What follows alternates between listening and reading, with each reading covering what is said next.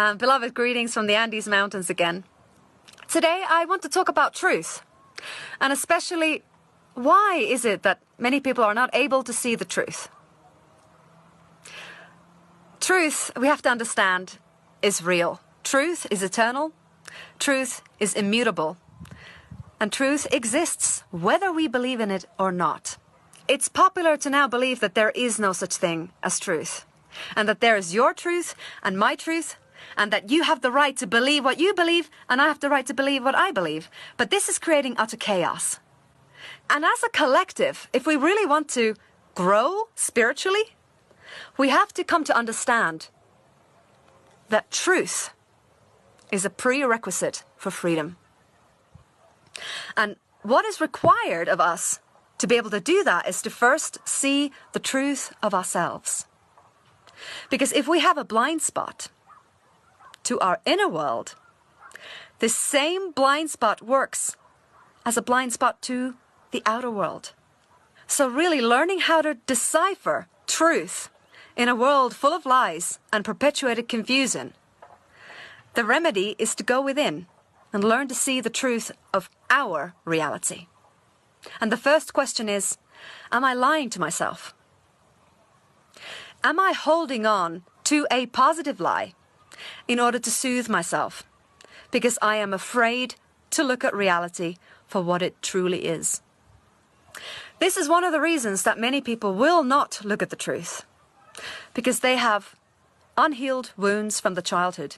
They have traumas and such profound insecurities in their inner world that they have developed this external structure of security, this bubble of fantasy, the bubble of positive lies that they tell themselves in order to soothe their wounded child.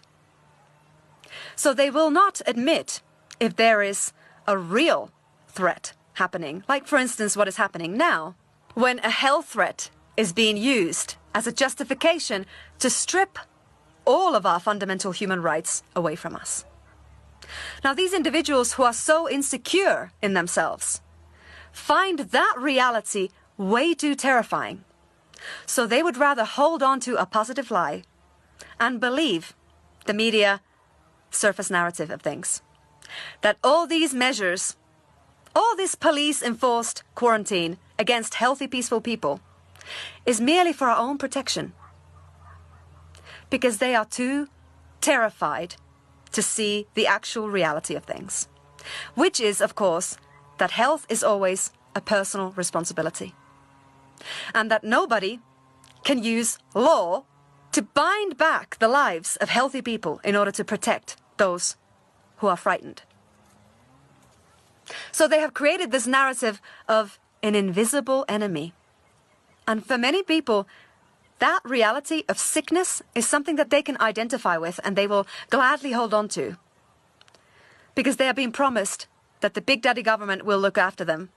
But those of us who can see how the mind of a psychopath works and how in the past these same narratives have been used against us, we understand that whatever protection the government provides is actually our own enslavement. So that is one reason why some people can't see the truth, is because it's far too frightening. Their psyche cannot handle it. Their worldview would totally collapse. They cannot even fathom that such level of evil could exist in this plane. But those of us who understand the psychopathic mindset know that control is the real currency. And what better way to control than through fear? And the second reason why people cannot see the truth is because their lives are a continuous struggle. They are so busy because they are having to overwork themselves that they simply do not have the energy to think. They don't think. There are many people that they work such hard jobs. Their life is so challenging that when they get home from work, they want nothing more than just to zero out their minds. They do not want to engage in analyzing reality and sorting through news and then seeking for conflict of interest or any underlying agendas or connecting the dots. They're too exhausted. They don't want to know. And the third reason why some people can't see the truth is because of their blinded place of privilege. They have never actually come across injustice in their lives. Somehow they've managed to live their lives in this total fantasy where they believe that governments are actually elected rightfully so, and the people that are in power are actually caring people, and that the laws that are in place are all justified and moral. And they live in this rosy glassed world where they believe that everything is what people claim it to be. These people are so naive that they don't believe that somebody can lie to them. Well, if that person says it so in the news, it must be so. Or if this product says there that it's good for me, then it must be good for me. If the doctor tells me to take this pill, then I must take it. Nothing's ever happened to them that has shaken their trust in the system. They've never come across injustice. And therefore, it doesn't exist for them. And they live in this permanent la-la land. And if anyone goes to poke them and say, you're believing in a fantasy, the reality is actually horrific, look around, they're, no, I don't want to ruin my happy feeling. I put my blinkers on. No, you are the problem. You are bursting my bubble. Get out of my life. I want to continue in my rosy, perfect world. And then there's the fourth reason why people can't see the truth. Is because they are so heavily brainwashed and conditioned to believe in the state. Statism. When people take whatever the government says or does to their heart with such fierce commitment and belief that it's akin to worship.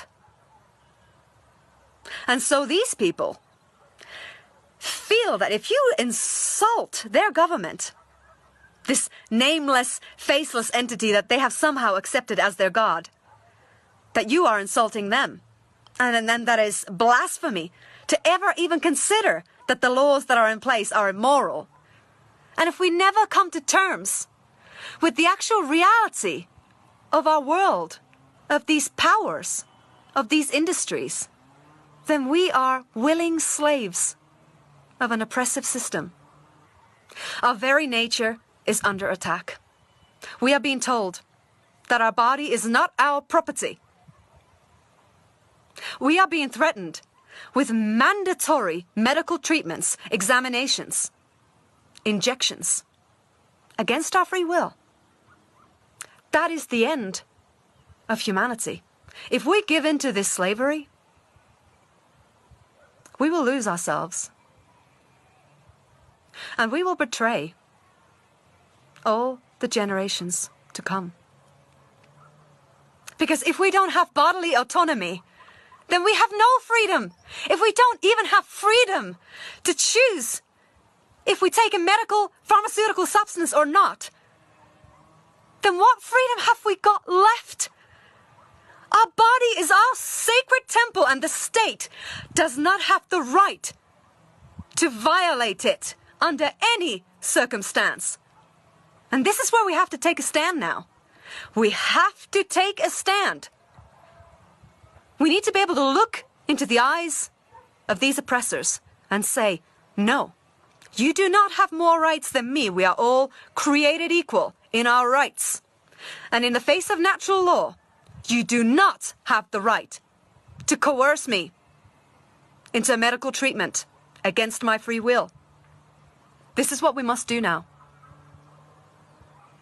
So I call on all of you who can see the truth to become the lighthouse, to be the voice for all the generations to come as well.